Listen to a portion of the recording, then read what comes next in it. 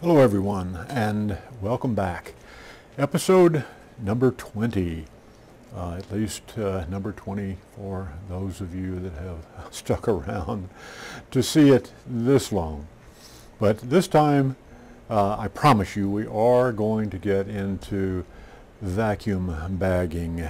We're not going to delay this any longer, and I apologize for the last video, maybe saying that it was going to get that way, but because these are moving so slow, entirely my fault. I do these slowly. I gave you fair warning going in that they were going to be done that way. But now we're finally going to get to vacuum bagging. And those of you that are unfamiliar with it, don't be afraid or have any concerns, because it's dead easy. It's so simple, and the tools required are simple. They can be as simple or as complex as you like, but I'm going to show you simple, cheap, easy to do, no worry vacuum bagging, and that's what we're going to do. Now, since I left and disappeared from the last video, I have gone back to all the wing cores now and added the tips, because of course when we cut the cores you can't cut the tips, but I add tips because I like to add, we fly from an unimproved field. Yeah, it's just a park, it's a public park, and these are going to be belly sliders, so sometimes the tips might have a tendency to get damaged if left as white foam, the expanded bead foam. So I use XPS. In this case, it's a little of the pink Owens Corning Foamular XPS. You don't need much. This is thin. You can get this stuff everywhere, but it's on there to give added protection for the tip.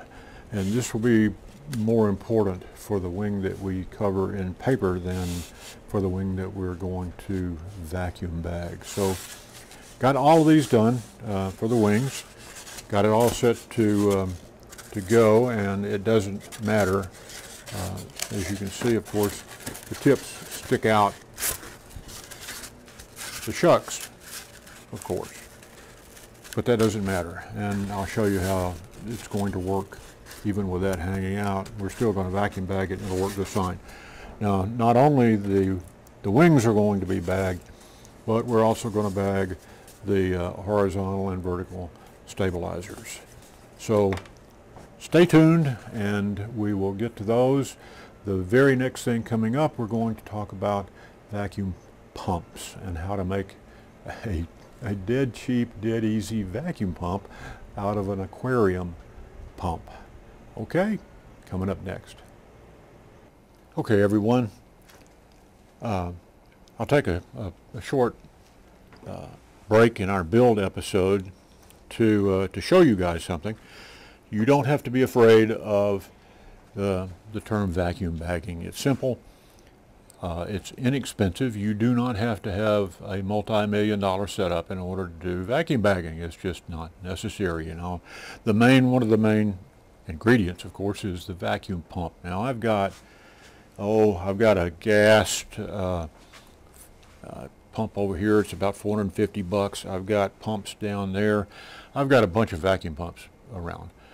But when you're vacuum bagging this inexpensive 1 pound to 1.5 pound density foam, these things have to be turned down. The big pumps have to be turned down, because you can only bag this stuff at about 5 to 6 inches of mercury, which is how vacuum bagging pressures are determined, or bar if you're using the European standards. But inches of mercury convert to about 2.5 psi, so each inch of mercury. Now, in order to make things simple without having to have vacuum switches, solenoids, and everything else, what you need is a diaphragm pump. A diaphragm pump can run continuously, whereas a piston pump will get hot. Diaphragm pumps don't. They're just on a vibrating blade principle. So, let me show you. It just so happened that my wife needed an aquarium pump because she's got a new tank set up in our den, and fortuitously I decided that it was time. Here is my original aquarium converted vacuum pump. It's a aquarium air pump that I converted to a vacuum pump. Now, the instructions for doing this are all over the web. RC Groups has a ton. This is a Whisper 3060, and it will pull an easy 5 or a little bit more inches of mercury. Since my wife needed a pump, though, what I'm going to do is I'm going to convert this one back to an aquarium pump, and I got on Amazon and decided I would upgrade me, and here's what I got. Now, these Whisper series pumps, this is a Whisper 100. It's the next size up from that Whisper 3060. Will other air pumps work? Yes, they will. However, I don't have other air pumps. This is the one that I've used. This is the one that I know works, and so this is the one I'm going to demonstrate. If you've got an air pump, try it and see. If it works, it works. If it doesn't, it doesn't. Go on RC Groups, use the search term aquarium pump, and a lot of stuff will show up, and that will help you decide what to do. I just know that the Whisper series is perhaps, of all the ones that I've seen on there, the Whisper series is perhaps the easiest to convert. There's nothing to it. Now, I've already taken the 4 screws out of the bottom here, so I'll take this bottom off so that I can open it up and show it to you what's on the inside and what has to be turned around to convert this thing to suck instead of blow. Okay? Stick with me for a moment. Okay, I hope this is not too choppy, but since I'm out here by myself and I don't have a cameraman, I'm going to have to do this one at a time. Now, this is the way the internals of the pump look. I mean, it's identical. The pump here, let's see, I can't even tell. Yeah, the pump on the right is the one that's already been converted to be a vacuum pump. The pump on the left has not. As you can see, they look exactly the same. What we're going to do next, let me get a pointer, what we're going to do next is remove both of these, actually they're the pump parts.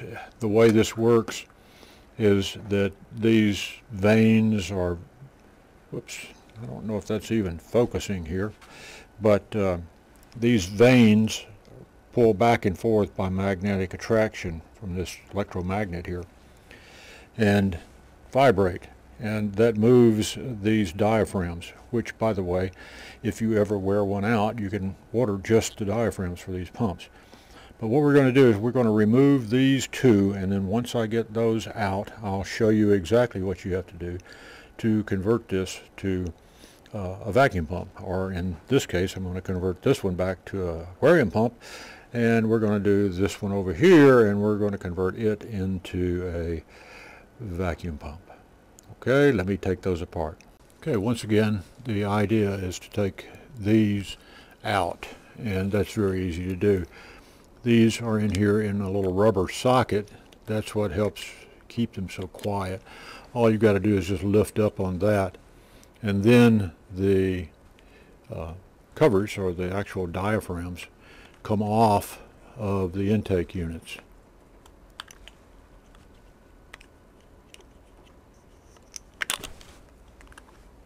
Just like that.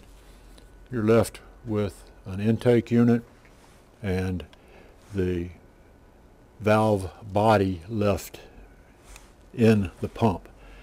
Okay, let me get both of these out. Okay, now they're very simple, easy to take out and put back in. So I've got those 2 out. Now let me take one of these valve bodies out and show you what has to be done. Alright, when you have the diaphragm covers off, you see the pump body itself. The diaphragms fit on here and pump air in and out. Now, this one has already been converted to a vacuum pump. If you will look, when these are pried out, I just took a screwdriver and gently pried the body of this up. Let me get it up enough where you can see. There's a small O-ring and a large O-ring. In order to make this thing a vacuum pump, the small O-ring has got to face forward, just like you see it there. Let me put this back in before the O-ring slips out. This is the new pump that has not been converted. As you can see, the large O-ring is forward, away from the motor. The small O-ring is toward the rear. So this is an aquarium pump right now. However, if I ease this out, all I've got to do is turn this over, hopefully without dropping it on the floor.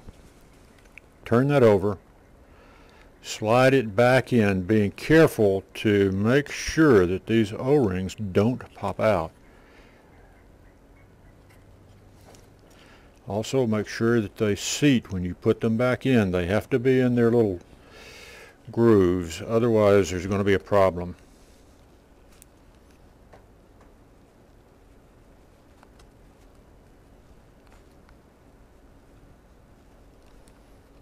If I were over there doing this with a knife blade, there we go. There we go. All right, that side now has been converted to a vacuum pump. Okay, we'll do the same thing with this side.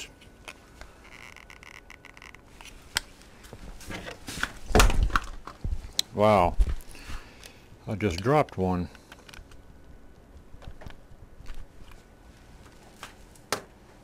Tangled in my lavalier mic. Okay, now we're going to do the same thing. Okay, right now, large is forward. It's an aquarium pump. Take this,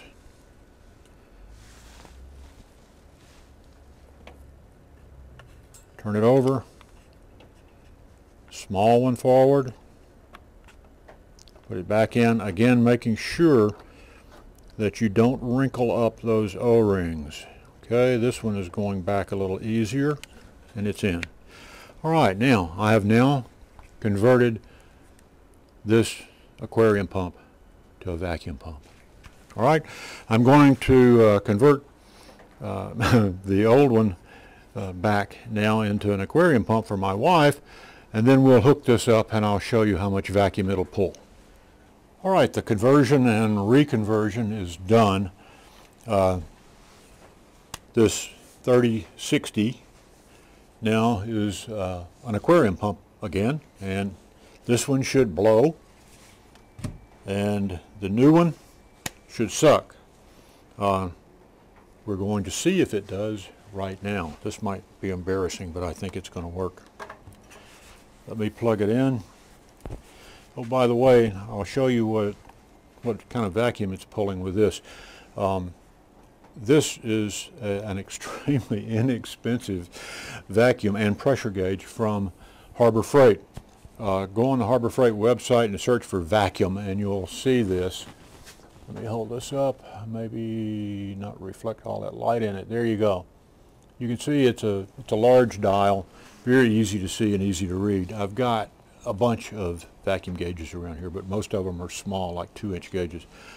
This is large, you should be able to see it fine. I have checked this against lab calibrated vacuum gauges, and this thing, believe it or not, Chinese, cheap, Harbor Freight, it's dead accurate. So this thing will show us what we've got from this little aquarium pump here, hopefully in just a moment. Let me plug it in and we'll see what happens.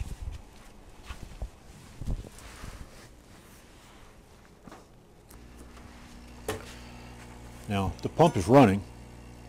You can hear it. It's extremely quiet.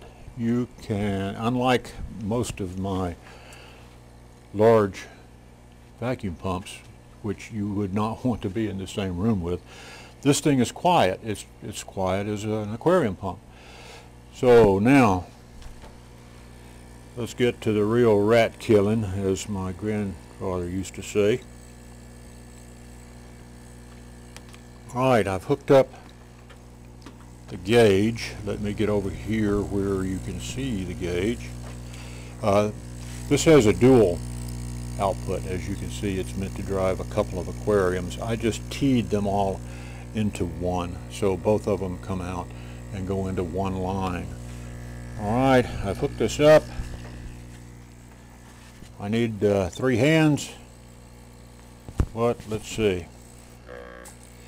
Alright, we'll get over here and do the test for everybody to see, okay?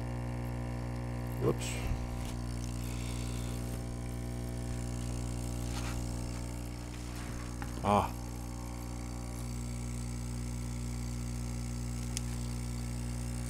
Okay, you do have to connect the hoses correctly. Alright, let's see what happens. Here we go. Oh wow. That is pulling just over 6, almost 6.5. Almost 6.5 inches of mercury from an aquarium pump. Pretty amazing.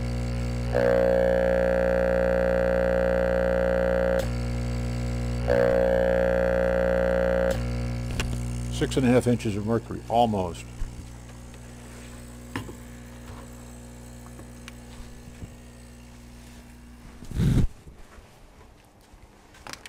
Okay, I'm happy, and that's how easy it is to make a vacuum pump. I think I paid, actually I got this on Amazon for $19.95, the 100, again, Whisper air pump, Whisper 100, $19.95, Amazon.com. Now this is of course not all you're going to need. We're going to show you some other stuff too. You're going to need a bag and a way to connect this pump to the bag, which is also a piece of cake. I'll show you how to make a connector, but because math is not my higher subject, let me go over this one more time about what sort of pressures you're going to be able to accomplish here. I think I might have gotten some numbers mixed up earlier, but this is just a little test piece of foam here, okay? And I just measured the area. It's a 6x8 piece of foam. This is small, you can see it's not big. That is of course 48 square inches, and when you're talking about both sides, of course you double that and you've got 96 square inches, okay? Then 5 inches of mercury will pull about 2.5 pounds per square inch. That puts about 2.5 pounds of pressure on every square inch of this little piece of foam. 2.5 times 96 is 240 pounds. So if you can imagine, if you wanted to put pressure on this foam to glue something to it or laminate something to it, you would have to stack up 240 pounds of stuff in order to put the amount of pressure on this piece of foam that you can put on there with a 1995 aquarium pump. So if you're afraid of vacuum bagging stuff, don't be afraid of it. Again, this is how you get your vacuum pump. And by the way, this will work for a lot of stuff. My larger pumps, I've got into woodworking, so I use that for veneering and other things. You don't need a tremendous amount of pressure to do 99% of vacuum bagging jobs, even wings. We're going to use this aquarium pump to do the wings on this model airplane because this lightweight foam here will only take about 5 or 6 inches of mercury before it starts crushing like a beer can. We don't want that to happen. So these pumps are ideal for model building. Now you might not, if you go into DLG guys, the discus launch guys that are worried about micrograms and sucking out every bit of resin out of a layup that they can get, well, they're talking about higher pressures, but they're also talking about different foam. You can't do that with this white styrofoam, this 1 pound to 1.5 pound stuff. Okay, that's how you get a vacuum pump. Next we'll talk about the vacuum bag, and the connector, which is also, I mean, it's easy, it costs 25 cents. We'll get to that in just a moment. Back again. Surprisingly enough, when you are going to do vacuum bagging, one of the things you need is a vacuum bag. And I'm going to talk about that right now. I'm going to talk about some of the bags that I use. They can be made up of a lot of different materials, very easy to come by. I have a friend that vacuum bags just using plastic garbage bags made by Glad. I don't like to do that because you can't see into the bag, and I like to see in there to help get things aligned and things like that. But I'm going to take the camera off the tripod and get it down here and show you a few items that you're going to need. They're simple and very easy to put together. Okay? Let me take the camera off the tripod now and we'll take a look. Okay, hopefully this won't be too shaky. Now, there are any number of things that you can make a vacuum bag out of. I ran across, this is actually a Ziploc bag, and it's just great for smaller items. As a matter of fact, we can do the all of the tail sections, the empennage, the rudder, and the horizontal stabilizer and elevators. We can do it in a little tiny bag like this. Here's a little bit larger bag. Again, I just ran across some that have zip or closure, press to seal closures. They make it very easy to close the bag up. Here's another larger bag in the back. This is for some of the larger wing panels. See if I can get this out. Yeah, there we go. But vacuum bags can be made any size that you like. To do vacuum veneering for woodworking, some are really huge, like 6 by 8, and you can vacuum veneer tabletops. Let me get this out so I can show you the hookups. Now, you can go online and you can buy vacuum bag hookups that allow you to get air out of the bag, and these are this is a full size one here. I don't use this because my vacuum lines are much smaller than that, but the regular price on these things online is about anywhere from 25 to 35 bucks. That's not necessary. You can make your own, and there are a couple of ways to do that. I 3D print mine, and these are found on a site called Thingiverse. Let's see if I can unscrew this with one hand. Yeah, it apparently is going to work for me.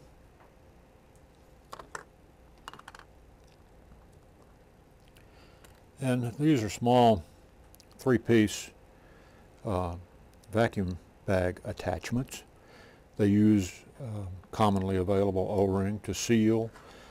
Then the washer goes over that, and then this is the nut that screws onto the bag so that it seals the air in the bag. Works fine.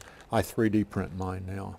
Now, before I got a 3D printer, I made these out of wood.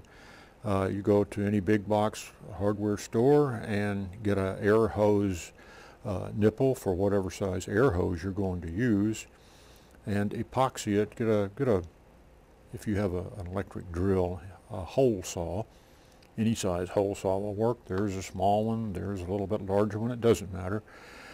And drill out a hole to accept the nipple, which you epoxy in. Then you cut out air relief slots on the bottom like this, or like this. You don't need many. And then there you are. When you put these in the bag, they have to be sealed also, and as you can see with this bag, it's sealed with simple kids modeling clay, plasticine modeling clay. So there are a couple of very, very inexpensive alternatives to getting your vacuum bag hooked up to your bag. Now, there's one more bag item I want to show you here. This is a commercial product.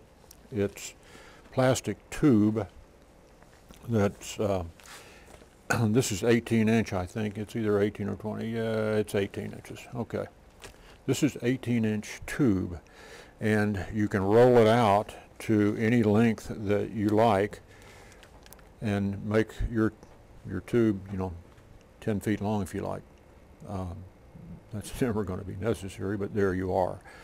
The other thing that you can also buy that you do not have to purchase from composites suppliers is a mean to seal the end of the tube. Of course, when you cut the tube across here with scissors for whatever length you want, you're going to have two open ends. The simple way to close a tube like this is with a couple of items that you can pick up again at a big box store. Like I say, I ought to really buy stock in Home Depot. This is 1/2-inch PVC. It's thick wall, but it doesn't really matter. And I just happened to run across, let me pick this up and show you. This is just a plastic section. I'm not even sure what this thing is used for. But if you wander around in a Home Depot, like I like to wander around in Home Depot, you can find stuff like this. So I said, if I can find a piece of PVC that'll fit in that slot, that'd make a good bag closure. And it does. So all you do then is sit the bag in the slot, press it down, and voila, you have a bag closure. Now this end is sealed up. There are other things that you can use that I also found wandering around in the Home Depot. Hold on just a second. Let's see if I can, well, let's see. We'll just leave that in there.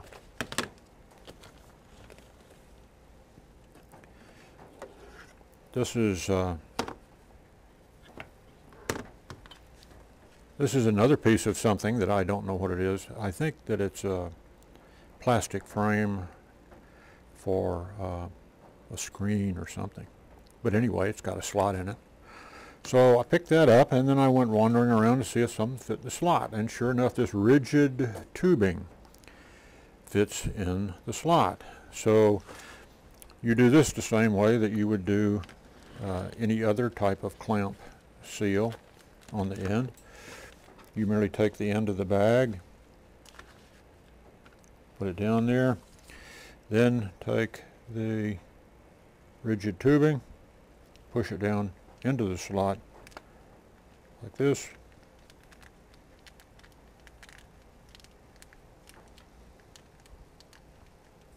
And there you are, you've got the bag sealed.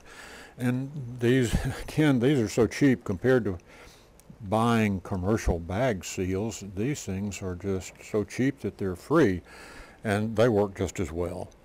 So that is how you manufacture a vacuum bag. Now, inside the bags, let me set this aside. Inside the bags, you have noticed they've got something in there already. And what this is a very thin felt cloth.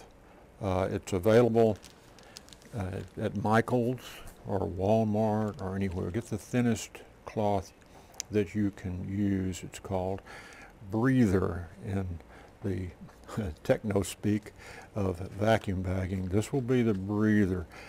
What happens is as air is sucked out here, air will pass through this breather material so that it can be sucked out of the bag, clamping down to whatever you have inside. You can use all sorts of things for breather. Before I started using this, I used a few layers of paper towels.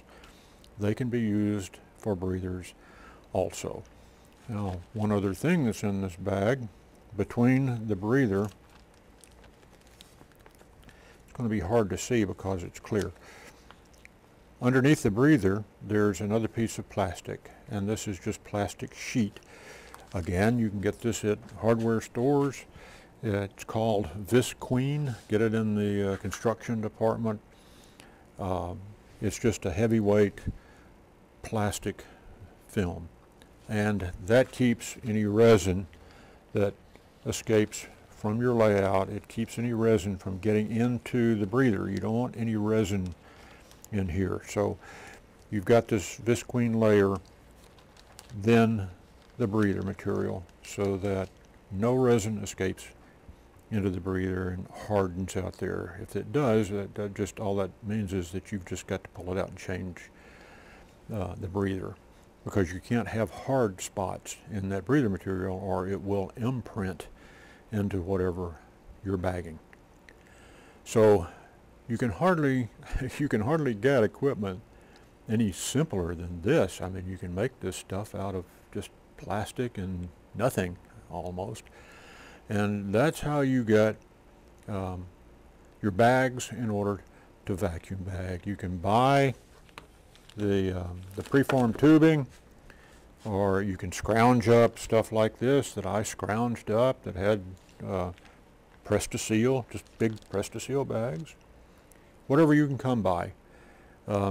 You can even use garbage bags like my buddy, but I wouldn't recommend that. It's nice to be able to see inside the bag as vacuum is being pulled. You'll be able to see the sharp outline of whatever object you have in there, and that allows you to move it around, position it well so that they're not touching, and it's just generally better to be able to see inside. All right, enough talking about bags. Next, we're going to be talking about the layup and getting the parts completed and in the bag. Okay, so stand by.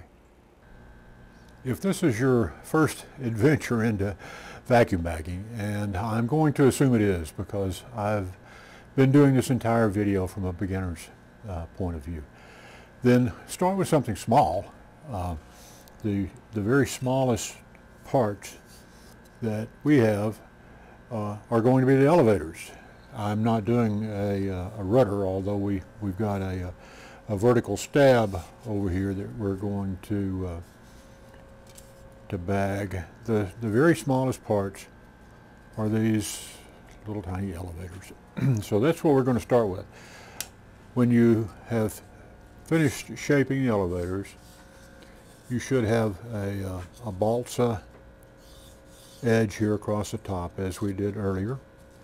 And if you'll take a look, this one has already been planed to about a 45-degree angle, leaving about a 1/16 of an inch flat.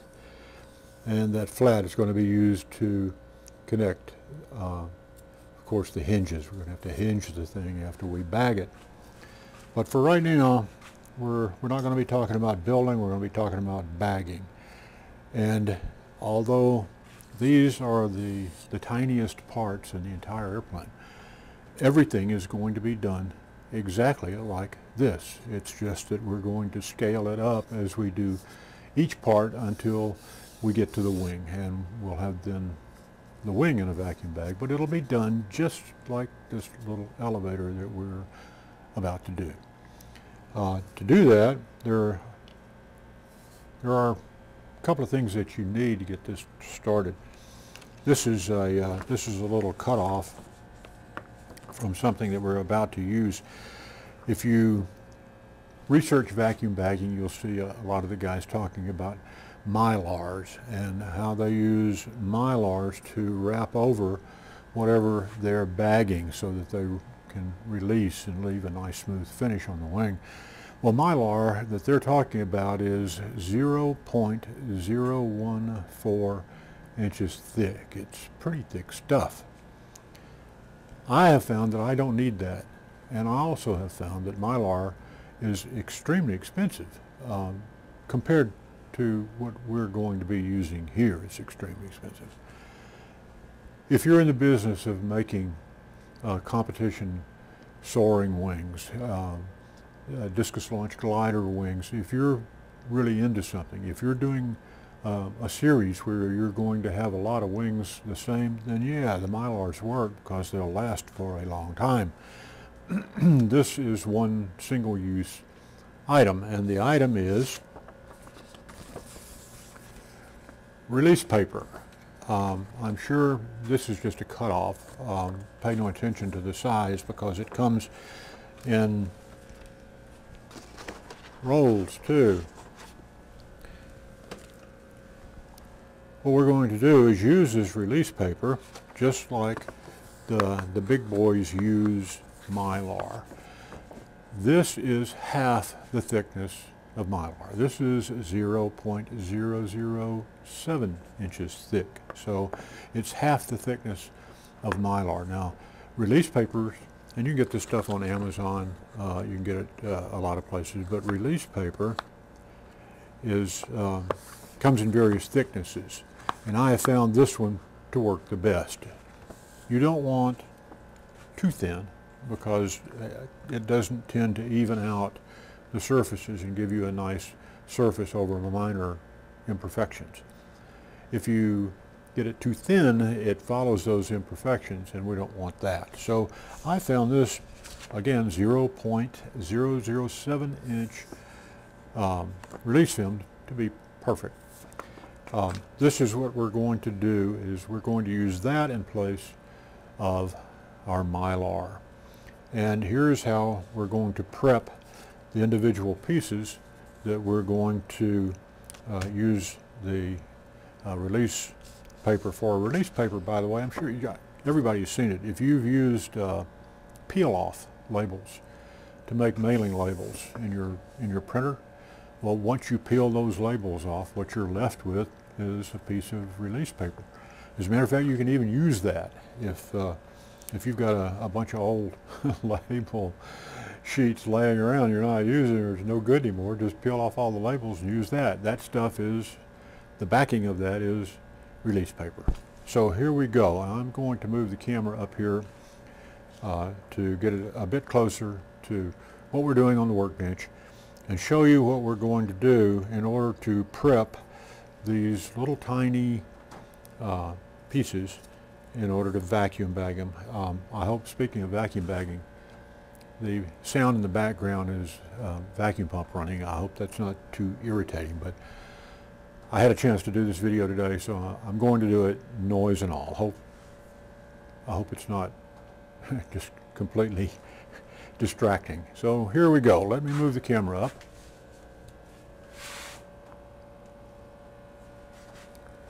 Tilt it down a bit. That big the big white box, by the way, in the background back there, is a hot box. I don't know if anybody's been wondering what that is during the course of this video, but that's what that is. It's got a little heater in there, and it's temperature controlled, and that's where I cure all of my things when I'm bagging, and then I post cure it in there if I need the extra strength. Okay? All right, now let's tilt this down. Get it on the workbench. So, okay, that won't be quite as jerky as me moving around. What we're going to do is we're going to make a small release paper taco for each of these pieces. And there's no precision cutting here. Just kind of chop it out. You do need to cut it straight. And that's exactly what we'll do here. Let's see. I'm going to be a little bit more technical since I have a grid here.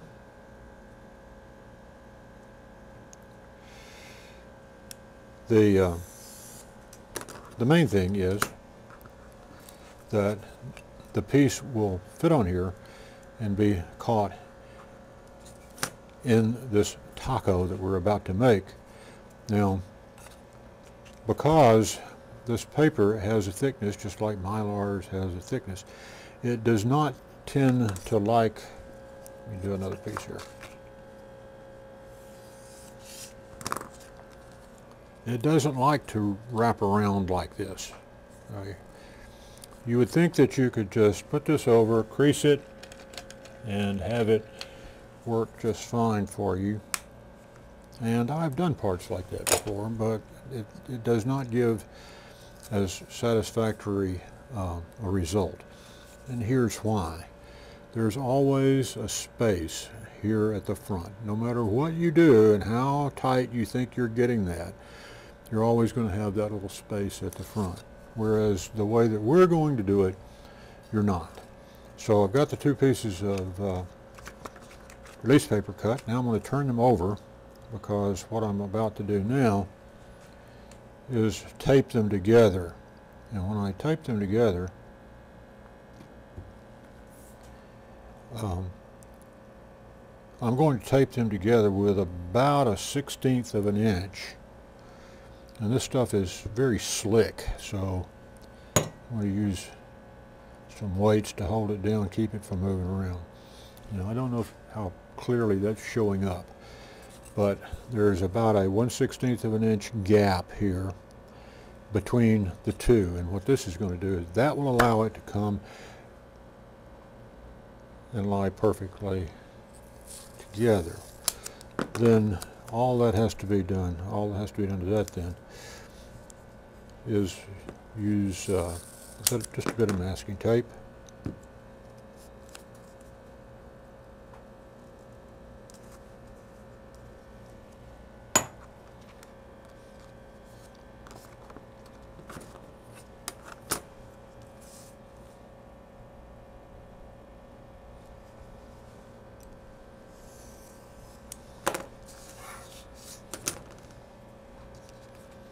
Okay, now we have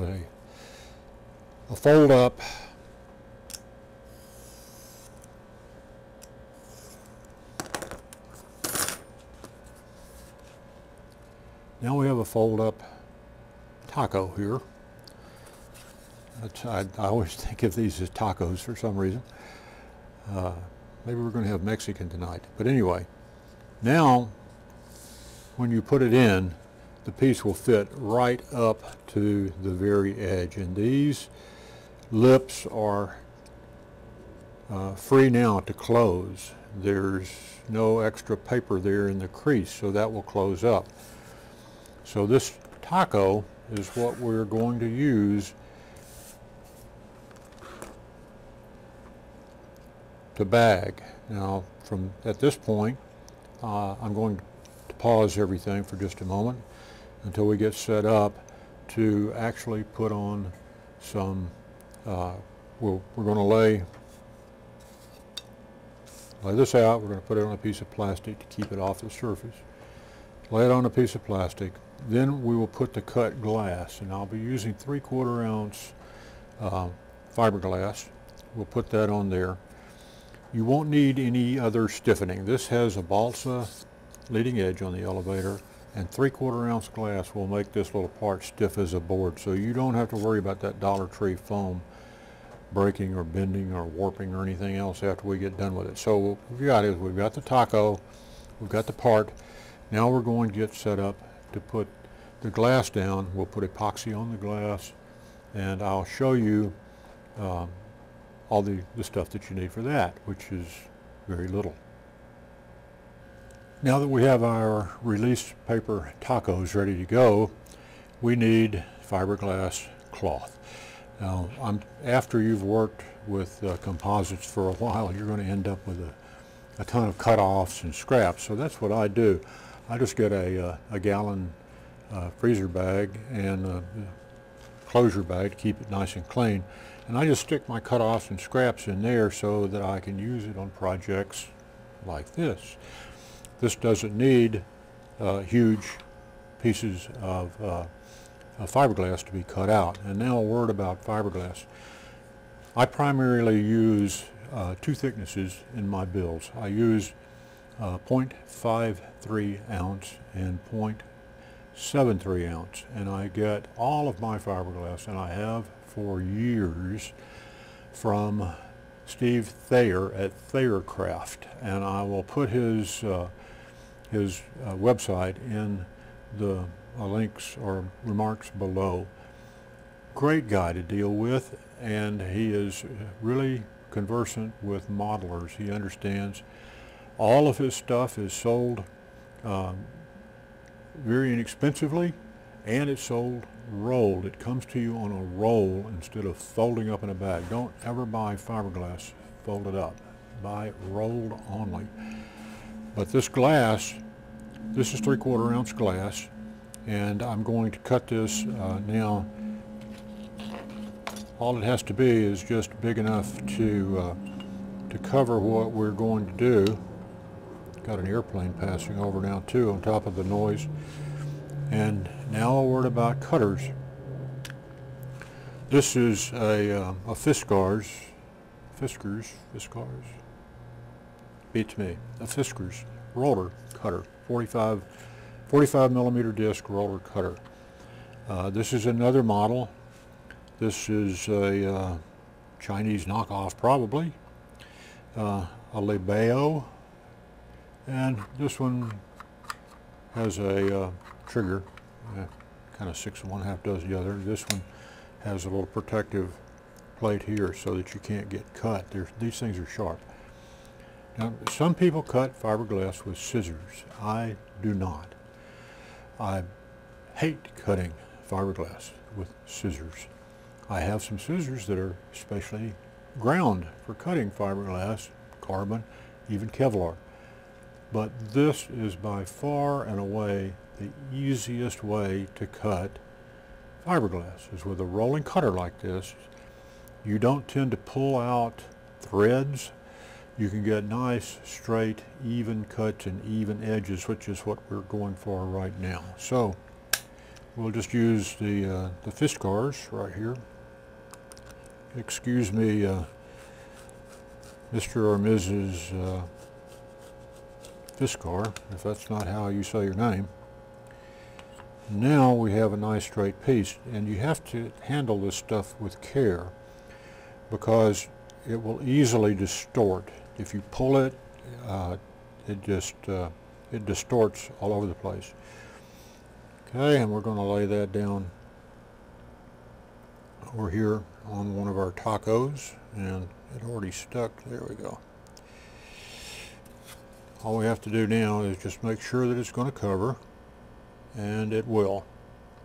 Okay, now I'm not going to have to worry about measuring this piece. Now this is another piece that'll go in the scrap bag, but we need that straight edge here at the front of the tacos because we're going to lay this piece in there in just a moment and glass it. Now I'll set that one aside and we'll work on this one.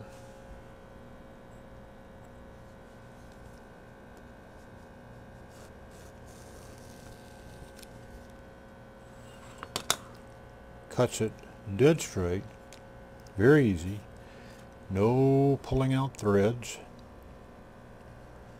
and we'll just lay that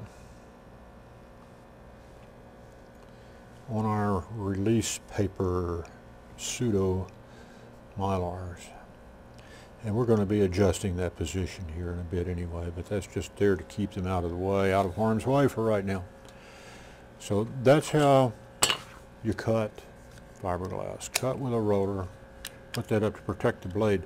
These blades last a long time, and they're very cheap and inexpensive, but they last a long time if you take care of them. If you don't nick them up, the only thing that you can do to absolutely destroy one of these blades is get a nick in it, because when you do, and you're rolling across a piece of fiberglass, everywhere that nick is, it won't cut. And then when you try to take the pieces apart, they start pulling out threads like crazy. So if you'll keep your blades protected and keep them free of any nicks, these things will last a long time. And if you do need another one, they're cheap. You can go on Amazon, 45 millimeter roller cutter blades, and there you are. Okay? Now again, I'm going to shut the camera off and get ready for the next step. Okay, before we get started actually mixing the resin and applying it to the glass, there's a couple of things I want to talk about. First of all, epoxy resin and hardeners, or actually the hardeners, are dangerous to handle because your skin can get sensitized to them, and believe me, I've seen composites workers that get sensitized to epoxies, and it gives them really, really bad skin trouble. The resin you can take a bath in. It won't do anything to you. The hardener is a different story. The hardener is what contains the hazardous ingredients for epoxy. You see also, unfortunately, online, a lot of people handling epoxy and using latex gloves. Latex gloves do not give you any protection against the nasty stuff that's in here.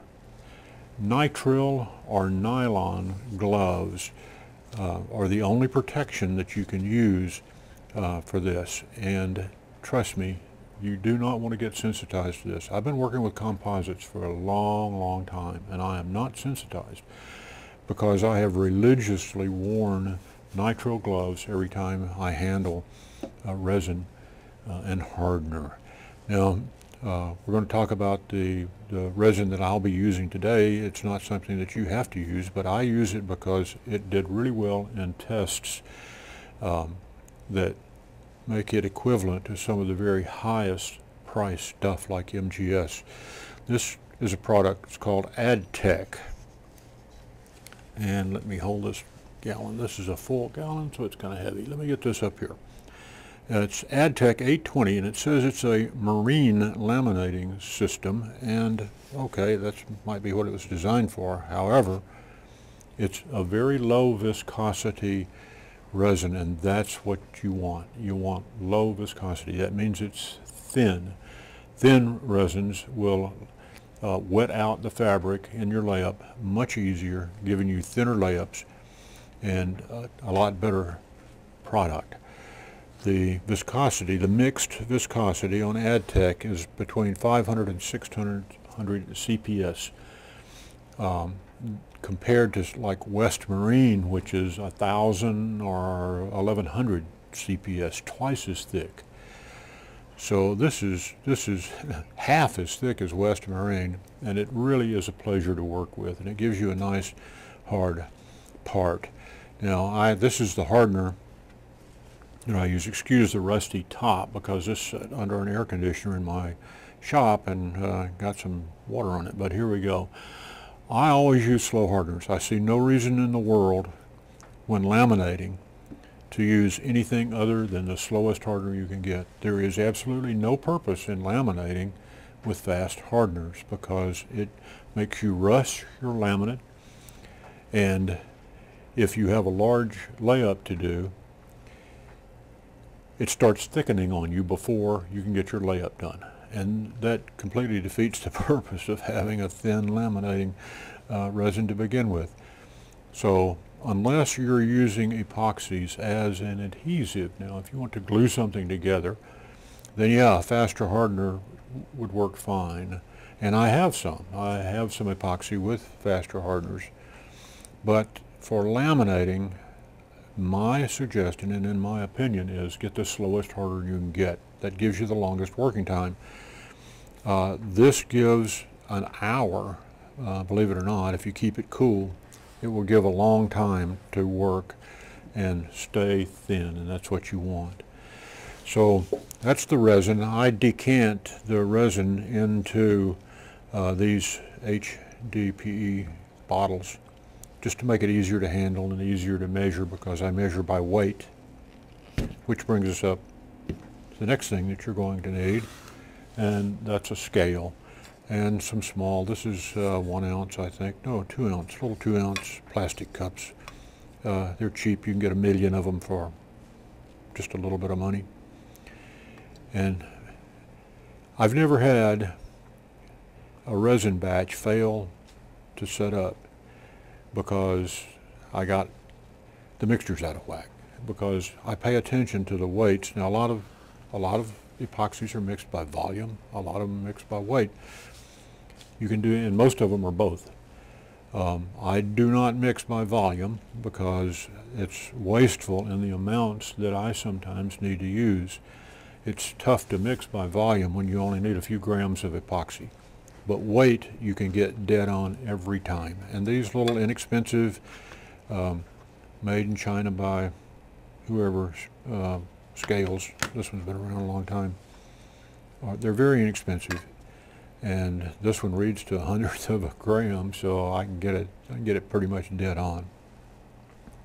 The other thing that you need to have handy while you're working with all this is a bottle of denatured alcohol, because denatured alcohol will immediately, if you get any spills, if you get a drop of hardener spill somewhere, you can get paper towels, which is something else you're going to need. Get some paper towels and have them at your workspace when you're working, so that you can immediately clean up any spills, and denatured alcohol will do it.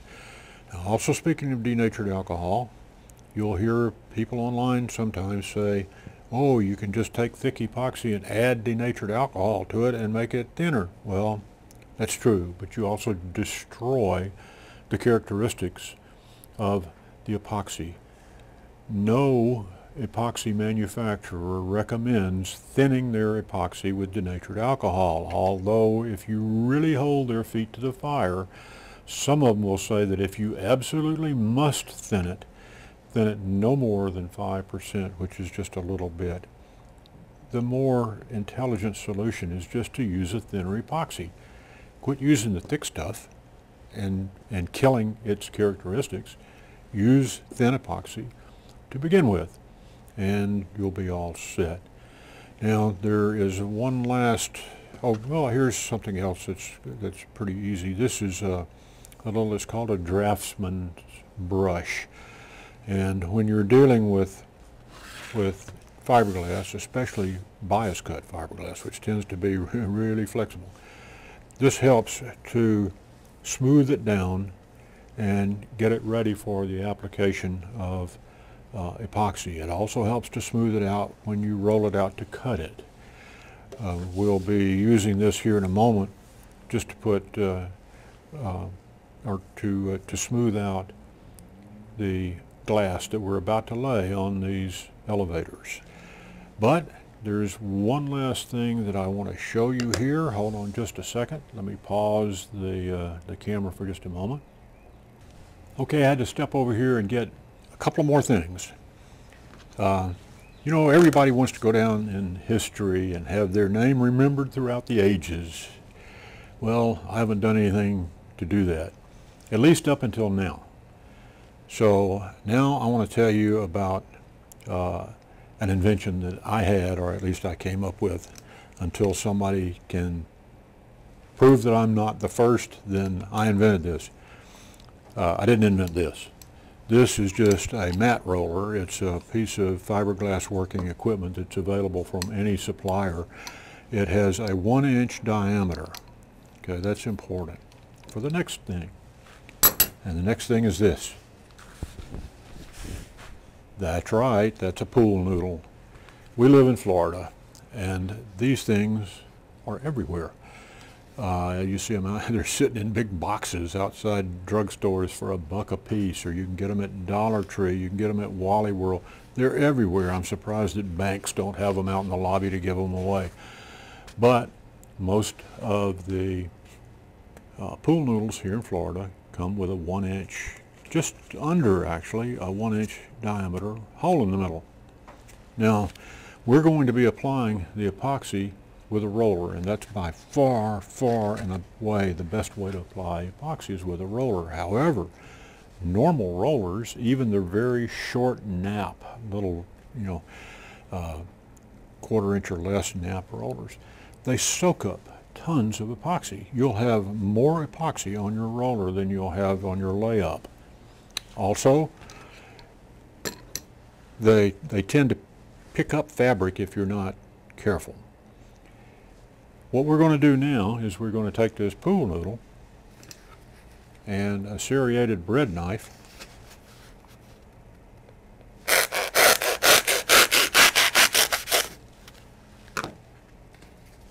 and we're going to manufacture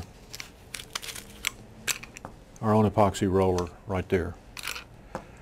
Pool noodle, 1-inch diameter. I had a friend of mine made him one of these. He didn't want to go buy this, so he took some wire and some stacked up washers and made one. That's a little bit agricultural for me, but I mean, you could do it. You could also take like a 1-inch dowel and drill it. But at any rate, this makes the surface of a pool noodle has a lot of small indentations in it. It's rough, but it's not nearly like the surface of a foam or a low nap roller. What this does is it picks up and retains very little epoxy. However, once you coat that surface, it moves the epoxy around very well. It tends to pick up epoxy where there's a lot of it and deposit it where there's not much of it, which is exactly what you want to do when you're rolling out a laminate. This works fine. So if I go down in history and am remembered for anything, it'll be because I invented the pool noodle roller. Okay, enough blowing my own horn. We're going to mix up some epoxy and get a couple of parts in the bag. Stand by. Time to mix up some epoxy. Again, the little drafting brush here comes in handy to make sure that the cloth lays down nice and flat. You don't want any wrinkles in this when you get started. Most of it you can plow, but you don't want any wrinkles in here when you get started. And we're butting these two pieces up together, pretty as close as we can get them. They're going to come around the edges of the elevator halves here when we get ready to go. But now it's time to mix the epoxy. Again, I use a digital scale. I'm going to mix up, this will be more epoxy than I actually need. I'm going to mix up about, we'll say 6 grams. And one of the easiest ways, I've laminated a sheet here. AdTech, my AdTech epoxy has sort of an odd mixing ratio by weight. It's like 18 to 100, and I just made up a scale here. I'm going to mix up about 6 grams of resin, and that will take 1.08 grams of hardener. Now, since the hardener is the hardest to accurately get weighed, we'll do it first. Okay. Now for 6 grams, I've got to go to 1.08. And we're moving on up.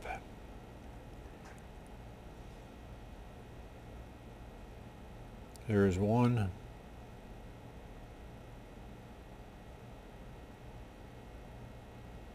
And 1 more drop. Here we go.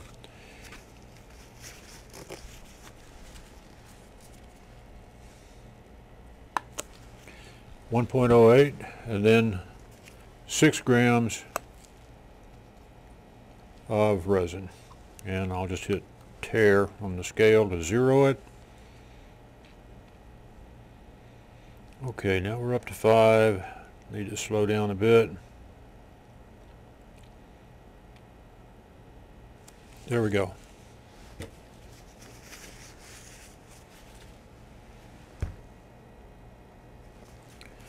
Now with the epoxy measured, time to stir. Long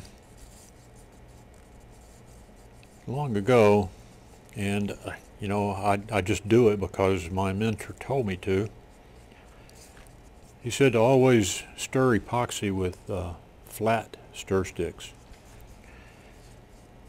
He said not only does it mix the epoxy better by getting it up off the bottom, it produces fewer bubbles. Now, I don't know if that's true or not, but this is just kind of one of those things that I've always done.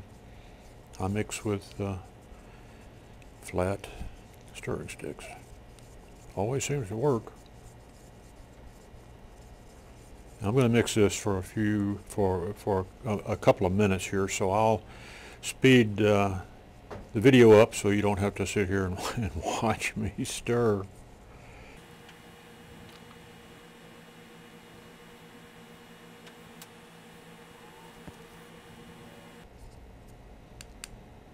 Okay, I've stirred for a good minute and a half, 2 minutes now, so I'm going to put that away. This is just the lid. This is a plastic lid to a coffee can, and I like to use these with my roller when we get going here.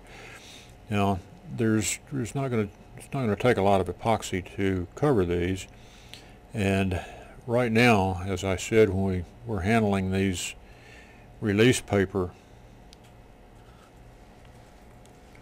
sheets earlier, that's very slick. So getting started is sometimes you have to be extremely careful and move very slowly until you get the resin actually going through. There we go. Now it's starting to soak through the fabric, and there we go. Now the roller is picking up just the right amount. Now when you get out here to the end, don't go rolling out and then rolling back, or you'll pick that end up and roll it up like a tube.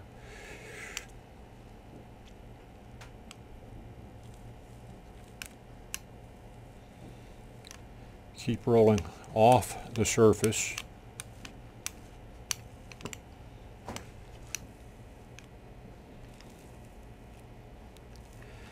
Now the cloth is pretty much stuck to the release paper at this time. Okay, now we don't have to be quite as careful with the roller, and we're picking up and putting down more and more resin. Here we go, and you can see the surface of the roller just glistens. There's a very thin coating on there. This thing does not soak up the resin. It holds it, and it will carry it from one part of the layup to the other, but it doesn't soak in. Now, I like to roll, and I'm pretty sure you can see this in the video, but I like to roll until the edges out here, this is just a piece of visqueen plastic that you get in the construction department at big box stores. It's just regular old plastic. Until this is stuck down to this plastic. The next step is to get the piece that you're going to laminate. Gently put it down right in the crease and line it up right in the crease. No epoxy is applied to that. The epoxy is applied only to the cloth as it lays on the release paper. All right, and now we come around the edge with a nice sharp knife.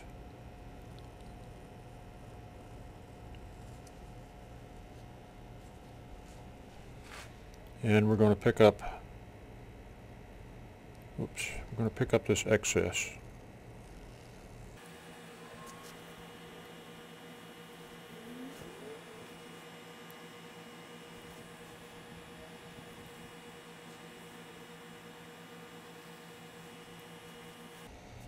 All right, the excess glass is gone so that we just don't carry all that extra load of epoxy all over the place. Now we're going to close up the taco. And when we do, we want to keep this shoved up in there as far as possible and right up against the front and close that off. Okay. Now, there's still a little bit of cloth hanging out here, and there's epoxy back there. That doesn't matter because we're going to do one further step in just a moment, as soon as I get this other one ready to go. All right, let's quickly do this next one. I'll speed up the camera so that you don't have to watch another slow process. It's going to be exactly the same thing we did before. Okay, here we go.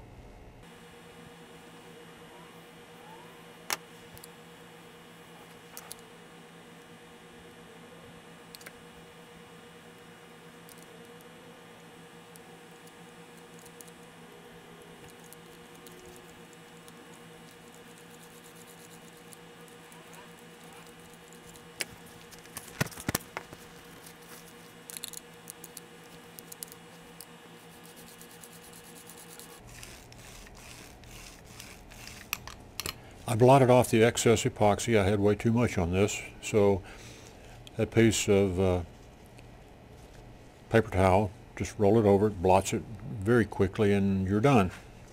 I don't have as much excess glass hanging off the edge of these. These were cut a little bit more accurately. But still, it's good practice not to have a lot of excess glass hanging off the end of your layups. All I've got to do is find what I did with the extra elevator here. Bad time for it to disappear. Again, line it up right with the edge, fold over the top, and that's the taco. Now, the next thing we need to do, if we just stick this in the bag now, this has excess resin on it and it's sticky. We could put this in the bag because inside our breather we have plastic. However, that tends to get inside that plastic and hardens, and little flakes are in there, and that hurts things later on. What we're going to do instead, I'd already prepped a couple of these. Again, this is just a visqueen construction plastic that you get at Home Depot. It's pretty thick stuff. Take the tacos, fold up the taco and stick it in the visqueen like that. Okay. Now I'm going to, in just a moment here,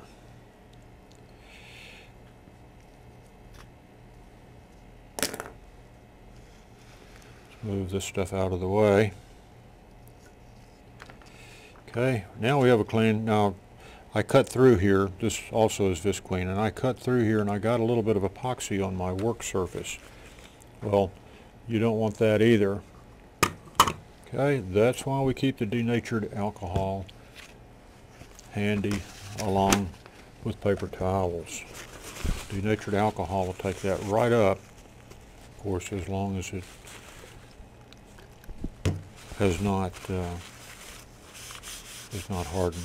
Comes right off. I'll check the rest of this as we go. These pieces of visqueen are thrown away after one use. It's so cheap. I mean, you get 1,000,000 miles of it for very little money. Got one more over here.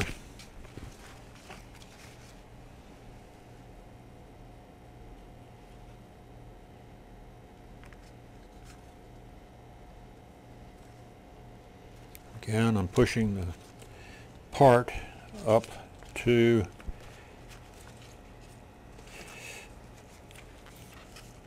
there we go. Now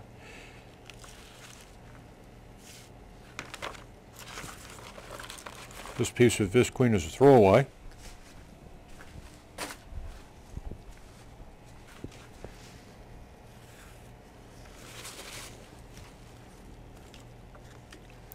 Just in case any came through when I sliced off that excess fabric, we get it all cleaned up now. Okay, and of course it comes off your gloves too with denatured alcohol, so that you're not contaminating everything that you touch. Now there's no more resin or anything else that we're going to be touching or coming in contact with at this point. Everything is clean now, so the gloves can come off. And now we're going to trim the excess off of our taco enclosures here, because they don't need to be that big.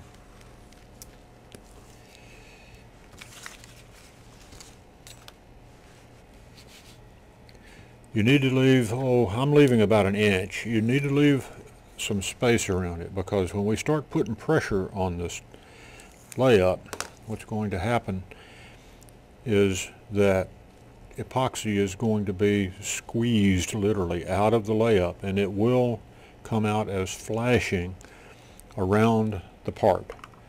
So you don't want to trim this close. You want to leave, I'm leaving, like I said, about an inch, and that's what I've, for parts this size, that's about what needs to be done, what needs to be left. And there we go. Now we have our parts. They're coated, they're in the taco, and they're ready to go in the bag. And that's where we're going over to next. Okay. Just to make the little tacos easier to handle, I stuck a couple of pieces of masking tape around there just to keep things, they're so small, it just keeps them from popping open. And of course they're back away from the layup, so they won't imprint down onto the surface of the part. And for this layup, I'm going to use one of my little micro bags. These I found online. They're just large push to close bags, and they work a treat for small parts like this, and that's what we're going to be doing, small parts. Now, as we spoke of before, this has thin felt as the breather, and inside there's another layer of this heavy plastic called visqueen that protects, just in case there's any epoxy on the outside shells that we're going to put in the bag. This layer of plastic here protects the breather cloth. So now we're going to put both of these in the bag, just somewhere near the middle and close enough together. And we're not going to put a part where any other piece of the other part lays on it, because these will imprint. And now closing up the bag.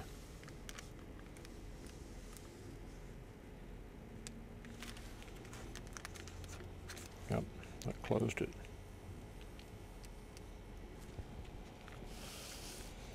And now, of course, to show you what we're going to do next, let me get the camera over here. All right, now we got a choice. There's that $450 gas pump I was talking to you about. We could use that, or we can use the $20 aquarium pump.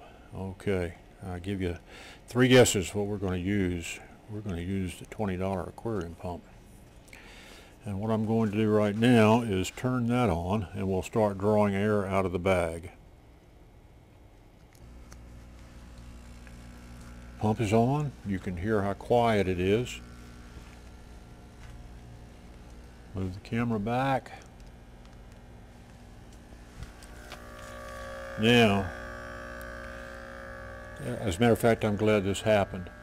If you'll look at the bag, you'll see that you're starting to see the outlines of the parts. Well, this one had a wrinkle here. What I'm going to do is kill the vacuum, pull out that wrinkle of the plastic bag that's on top, then I'm going to reapply the vacuum and let it come down. Alright, now we've drawn down a vacuum again. The bag over the parts has no wrinkles. You can see the 2 parts. Now, here's the thing. When we vacuum bag our wings, we'll have shucks, you know, the top and bottom pieces of foam that were left when we cut the airfoil out of the wing. Well, these, we don't have shucks for these. Now, one thing about vacuum bagging, now this is applying pressure equally to this side and this side. but there's nothing that guarantees that this is flat. This could be shaped like a banana. As a matter of fact, I do woodworking, and I have veneered things to a curved surface before. So in order to keep these pieces flat, you need something to lay on top of them. Now this is a heavyweight piece of HDPE plastic. This is pretty heavy stuff. You can use anything as long as it's flat. Now the workbench, I purposely made this workbench dead flat. So it is flat. This is flat. We're going to put this over the top, and it's pretty hefty by itself and really doesn't need any excess weight. But I keep these weights here, and you'll see me use, well, we can use some now, it doesn't matter. This is not actually doing anything to compress the parts, but this is what we would do if this was a wing. We would have these things weighted down. So now everything is dead flat, pressure is on. I'm reading right now about almost 5.5 pounds, just under 5.5 pounds of pressure on here. And we're going to close up the bag now. Now this is a hot box. Let me get up here and show you this thing. There's a thermocouple, a probe back here in the back of the box hanging down. That's what that little thing hanging down is. And it's connected to a controller which controls on and off this little ceramic heater. This is another little cheapo Chinese ceramic heater. You can get them anywhere. So what we're going to do is close up the box. This is another vacuum line coming in. I just need to get it out of the way. There we go. We're going to close up this box. Wow, I bet that sounded good on tape.